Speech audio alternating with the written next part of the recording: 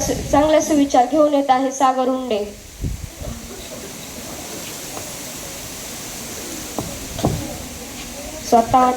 नमस्कार बालमित्रांनो. स्वतःवरचा विश्वास आणि कठोर मेहनत या दोन गोष्टी असल्या तर अशक्य गोष्टी शक्य होते. स्पष्टीकरण: स्वतःवरचा विश्वास आणि कठोर मेहनत या दोन गोष्टी असल्यास आपण नक्कीच यशस्वी होऊ शकतो. धन्यवाद. प्रत्येक दिवसाला काही ना काही विशेष असे महत्त्व असते. प्रत्येक दिवस आपल्याला काही ना काही संदेश देत असतो. तर आजच्या दिवसाचे महत्त्व म्हणजे दिनविशेष घेऊन येत आहे अरहान सय्यद.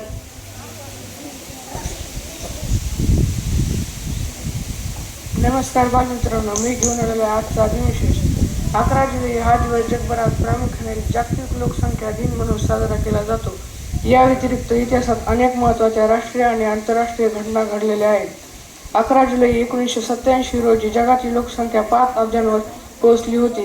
त्यामुळे लोकसंख्या वाढीच्या समस्यांकडे जगाचे लक्ष वेधण्यासाठी संयुक्त राष्ट्रसंघाने 1989 सालापासून हा दिवस साजरा करण्यास सुरुवात केली. धन्यवाद. संस्काराशी नाते जडे बोधकथेतून घेऊ जीवन जगण्याचे धडे. तर अशीच एक प्रेरणादायी बोधकथा घेऊन येत आहे पूजा डोके.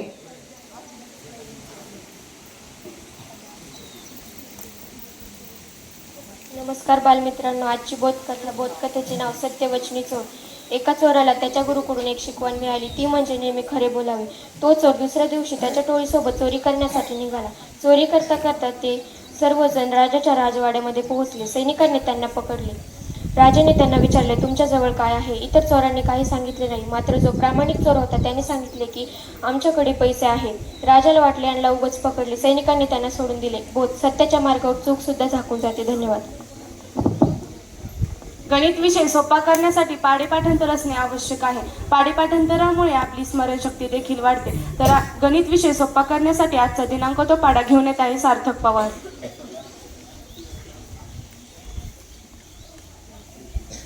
नमस्कार बालमित्रांनो. आजचा दिनांक तो पाढा 11 × 11 11 × 22 11 × 3 33 11 × 4 44 11 × 5 55 11 × 6 66 11 × 7 77 11 × 8 88 11 × 9 99 11 × 10 110. उलटा पाढा 11 × 10 110 11 × 9 99 11 × 8 88 11 × 7 77 11 × 6 66 11 × 5 55 11 × 4 44 11 × 3 33 11 × 2 22 11 × 11. धन्यवाद बालमित्रांनो.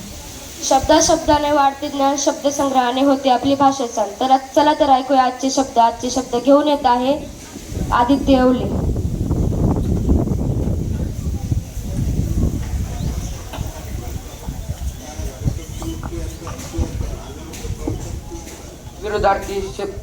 विरोधार्थी शब्द: कळस, पाया, काळोख, प्रकाश, कायदा, बेकायदा, किमान, कमाल, कृतज्ञ, कृतज्ञ. वाक्य प्रचार व त्याचे अर्थ: आकाश फाडणे, चारी बाजूनी संकट येणे, उद्ध्वस्त होणे, नाश पावणे, उराशी बाळगणे, अतिरेक होणे, ऊत येणे,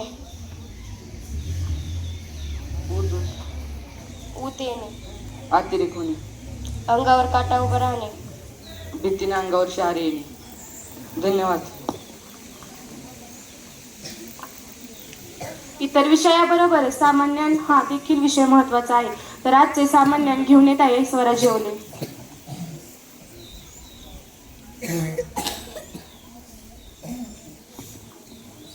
नमस्कार बालमित्रांनो. घेऊन आलोय आजचे सामान्य. प्रश्न पहिला: महाराष्ट्राची राजधानी कोणती? उत्तर मुंबई. प्रश्न दुसरा: गोव्याची राजधानी कोणती? उत्तर पणजी. प्रश्न तिसरा: पंजाबची राजधानी कोणती? उत्तर चंदीगड. प्रश्न चौथा: हरियाणाची राजधानी कोणती? उत्तर चंदीगड. गुजरातची राजधानी कोणती? उत्तर गांधीनगर. धन्यवाद. काय घडले जगात, काय घडले देशात, जाणून घेऊया आजच्या बातमीपत्रात. आजचे बातमीपत्र घेऊन येत आहे वैभव सपकाळ.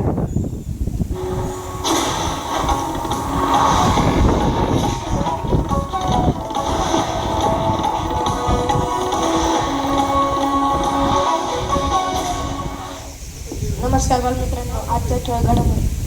सतत पावसामुळे मुंबईतील पोवाई तलाव पूर्ण भरून ओसंडून वाहू लागली. इंधन कंपन्यांच्या पेट्रोल व डिझेल दरात घट झाल्यामुळे पाहायला मिळाली. पावसात डोळे कोरडे पडतात. स्क्रीन उलटा प्रभाव पडला. स्क्रीन टाईम डोळ्यासाठी घातक. ड्राय आय पासून बचाव ए आयचा संदेश. धन्यवाद बालमित्रांनो. ताल, सूर, लय हे सर्व गोष्टी आपल्या अंगी असणे महत्त्वाचे आहे. तर आजची कविता गायन घेऊन येत आहे 8वी व विद्यार्थी.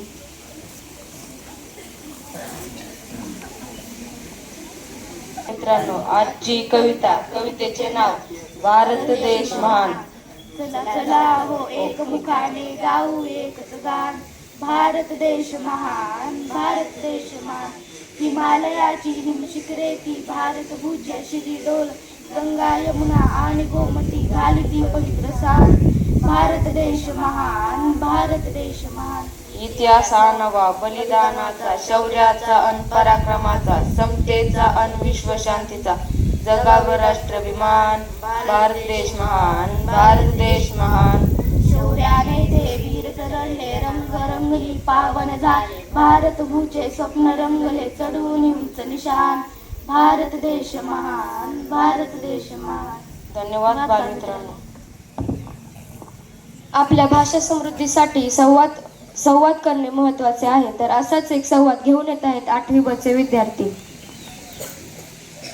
मित्रांनो, माझं नाव अक्षरा पवार. आजच्या संवादात मी राजकुमारीच्या 3ऱ्या भूमिकेत आहे. नमस्कार बालमित्रांनो, मी ईश्वरी जरे आजच्या संवादात पहिल्या राजकुमारीच्या भूमिकेत आहे. नमस्कार बालमित्रांनो, मी ईश्वरी दगडे आजच्या संवादात 2ऱ्या राजकुमारीच्या भूमिकेत आहे. नमस्कार बालमित्रांनो, मी शंभू पवार आजच्या संवादात मी राजाच्या भूमिकेत आहे. नमस्कार बालमित्रांनो, माझे नाव ऋषिकेश शेळके. नमस्कार बालमित्रांनो, माझे नाव श्रीकांत रामदास कोल्हे. आम्ही या संवादात सैनिकांच्या भूमिकेत आहोत. नमस्कार बालमित्रांनो, मी यश जाधव. मी आजच्या संवादात प्रधानाच्या भूमिकेत आहे. एक गाव होते. त्या गावात एक राजा राहत होता. त्याला 3 मुली होत्या. त्याने विचार 3 मुलींमधली जी मुलगी सर्वात हुशार असेल, मी तिलाच माझ्या राज्याचे राज्यकारभार सोपवेल. तो विचार करू लागला. ह्याचा निर्णय कसा घ्यावा त्याला एक उपाय सुचला. शेवटी त्याने त्याच्या प्रधानाला बोलवले आणि 100 गव्हाचे दाणे प्रत्येक राजकुमारीला दिले. प्रधान, जा धान्य कोठडीतून 100 गव्हाचे दाणे आणा व तिन्ही मुली 100 वाटा.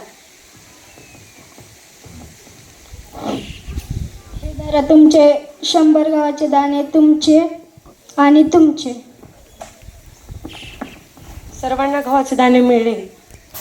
हे गव्हाचे दाणे मी मागितल्यानंतर मला 5 वर्षांनी वापस करायचे.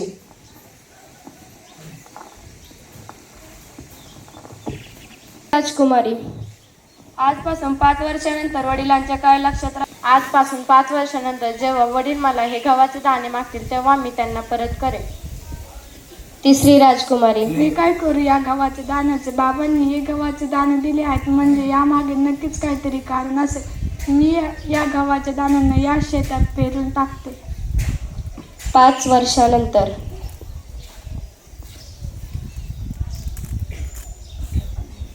आजपासून 5 वर्षापूर्वी मी तुम्हाला 100 गव्हाचे दाणे दिले होते. मी म्हणलो होतो की ते मला 5 वर्षानंतर वापस करा. आता ते मला वापस करा. पहिली राजकुमारी, तुझे गव्हाचे दाणे कुठे आहेत? हे मीच दिलेले गव्हाचे दाणे आहेत का? हो. खरे बोल, हे मी दिलेले गव्हाचे दाणे नाही आहेत. नाही, मी ते खिडकी बाहेर फेकून दिले. दुसरी राजकुमारी, तुझे गव्हाचे दाणे कुठे आहेत? अरे रे, हे तर सडलेले आहेत. तिसरी राजकुमारी, तुझे गव्हाचे दाणे कुठे आहेत? याचं उत्तर ऐकण्यासाठी व पाहण्यासाठी तुम्हाला राजवाड्यातून दूर यावं लागेल आणि मी ते तुम्हाला उद्या दाखवेल. दुसऱ्या दिवशी राजवाड्याबाहेर. चला चला, आपल्याला तुझे गव्हाचे दाणे सापडायचे आहेत. बाबा, तुम्ही विचारत होतात ना ते 100 गव्हाचे दाणे कुठे आहेत? चला मी तुम्हाला दाखवते. कुठे आहेत? त्या 100 गव्हाच्या दाण्यासाठी तुम्हाला कुठे कुठे फिरवणार आहेस? बाबा, हेच आहेत ते 100 गव्हाचे दाणे जे आता लाखो गव्हाच्या दाण्यांमध्ये रूपांतर झालेले आहे. आता निश्चिंत झालेले आहे. तू माझ्या राज्याची खरी उत्तराधिकारीच आहेस. अशा प्रकारे राज्याची उत्तराधिकारी ठरवली गेली. धन्यवाद. नावलौकिक मिळालेल्या व्यक्तींची माहिती आपण जरेवाडी कट्टा या संदर्भात घेत असतो. या कट्ट्यातील माध्यमातून आपल्याला त्या व्यक्तीची माहिती मिळते. तर आजची मुलाखत घेऊन येत आहेत 8वी ब चे विद्यार्थी. नमस्कार बालमित्रांनो, मी वैष्णवी पवार, आजच्या खास शो जरेवाडी कट्ट्याची पहिली सूत्रसंचालिका. नमस्कार बालमित्रांनो, मी श्रावणी पवार, आजच्या जरेवाडी कट्ट्याची दुसरी सूत्रसंचालिका. तर चला तर आपण बोलूया हरमनप्रीत कौर यांना. तर टाळ्यांच्या गजरात स्वागत करूया हरमनप्रीत कौर यांचे.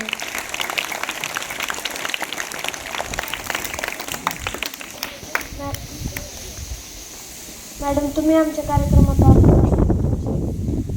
मनपूर्वक स्वागत. मॅम, तुम्ही तुमचे आसन ग्रहण करून घ्या. धन्यवाद. मॅडम, आम्ही तुम्हाला काही प्रश्न विचारणार आहोत, त्याची उत्तर देण्यास तुम्ही तयार आहात?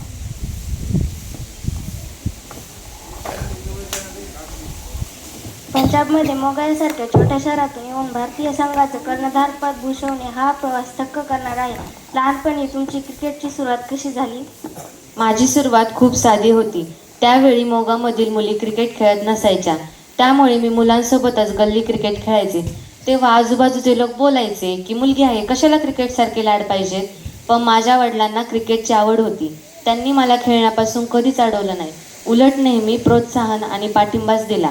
मुलांसोबत खेळण्यामुळे माझ्यात एक वेगळीच आक्रमकता आणि कधीही हार न मानण्याची वृत्ती निर्माण झाली. मॅडम, तुम्हाला योग्य साधनांसाठी काही अडचणीचा सामना करावा लागला का? हो, सुरुवातीच्या काळात खूप अडचणींचा सामना करावा लागला. त्यावेळी मोगामध्ये मुलींसाठी क्रिकेट अकॅडमी नव्हती. माझे शिक्षक कलमदीप सिंग सोड्डी सरांनी मला खूप मदत केली.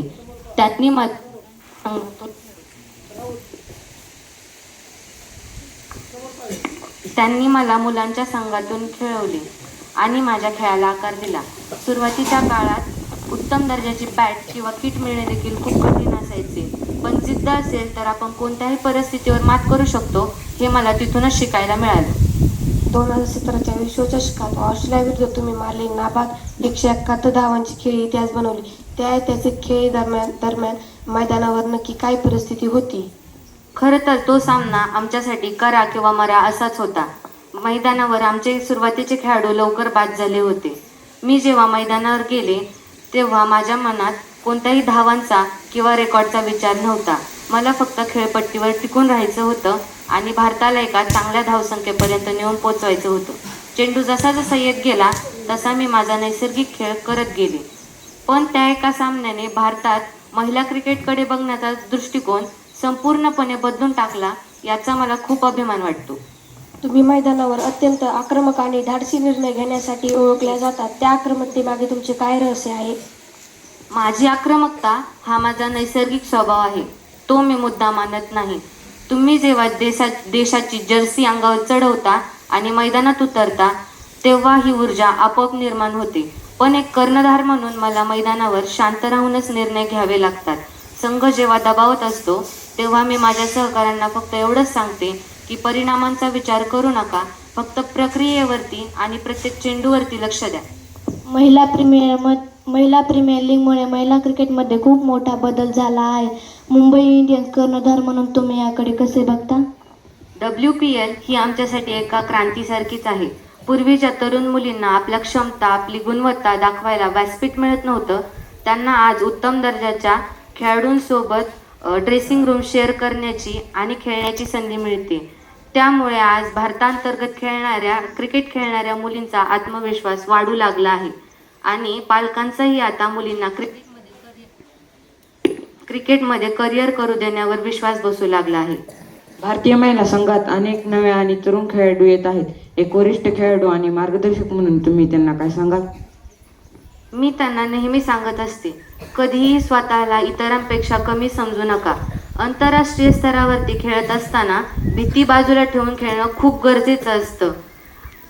गरजेचं असतं आणि आजच्या तरुण पिढीमध्ये खूप टॅलेंट आणि क्षमता आहेत. फक्त त्यांना एक योग्य दिशा मिळण्याची गरज असते. आपल्या क्षमतेवरती विश्वास ठेवा, हेच मी त्यांना नेहमी सांगत असते.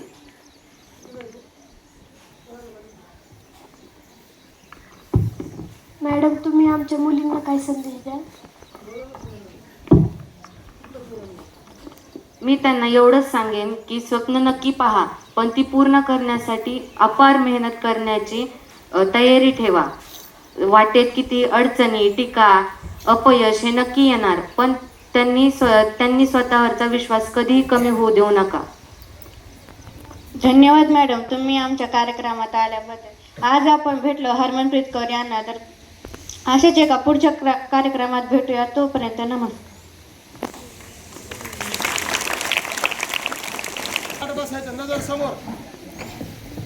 सामान्यांची तयारी झाली असेल छान, तरच परिपाठात वाढेल तुमचा मान. चिठ्ठीत नाव येणारा उत्तर कसे देतो यासाठी टवकारले सर्वांचे कान.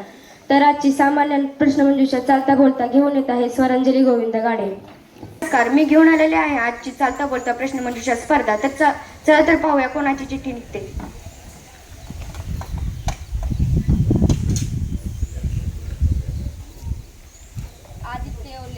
आदित्य येवले.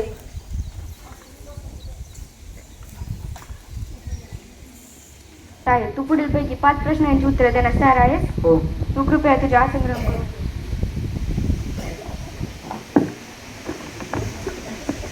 तुझ्यासाठी पहिला प्रश्न, महाराष्ट्र राज्याची उपराजधानी कोणती? नागपूर. बरोबर. तुझ्यासाठी दुसरा प्रश्न, महाराष्ट्रात वर्षातील एकूण दिवस किती असतात? बरोबर. तुझ्यासाठी 5वा प्रश्न, नाताळचा सण केव्हा असतो? तू 5 पैकी 4 प्रश्नांची उत्तरे दिलीस, पण तू विजेता ठरू शकला नाही. पुढच्या वेळेस आणखी प्रयत्न कर. विषयाची तयारी झाली असेल छान, तरच परिपाठात वाढेल तुमचा मान. विद्यार्थ्यांनी प्राप्त केलेले ज्ञान पडताळून पाहण्यासाठी आपण विषय समृद्धी घेत असतो. तर आजची विषय समृद्धी घेऊन येत आहे सई गरड. घेऊन आलेली आहे आजची विषय समृद्धी. चला तर बघूया कोणाची चिठ्ठी. प्रत्येक क्षेत्रात महत्त्वाची कामगिरी करणाऱ्या महत्त्वाच्या व्यक्तींची आपल्याला माहिती असायला पाहिजे. तर अशाच एका महत्त्वाच्या व्यक्तीची माहिती घेऊन येण्यासाठी, व्यक्तिविशेष सांगण्यासाठी मी आमंत्रित करते समीक्षा पवार हिला. नमस्कार, घेऊन आलेली आहे आनंदीबाई जोशी यांच्याविषयी माहिती. आनंदीबाई जोशी ह्या भारताच्या पहिल्या महिला डॉक्टर होत्या. त्यांचा जन्म 31 मार्च 1865 रोजी झाला. त्यांचा मुलगा 10 वर्षाचा असताना मृत्यू पावला. यामुळे त्यांचे मन वैद्यकीय शिक्षणाकडे खेचावले गेले व त्यांनी 1886 मध्ये अमेरिकेला जाऊन MD पदवी घेतली व भारतात परतताना त्यांना क्षयरोग झाला व 1887 रोजी त्यांचा मृत्यू झाला. अवघ्या 21 वर्षाच्या असताना त्यांचे निधन झाले. धन्यवाद. आम्ही परिपाठ केला सादर, राखून सर्वांचा आदर. वाटला कसा तो शिक्षकांना हे सांगण्यासाठी मी आमंत्रित करते श्रीमती कुर्ले मॅडम यांना.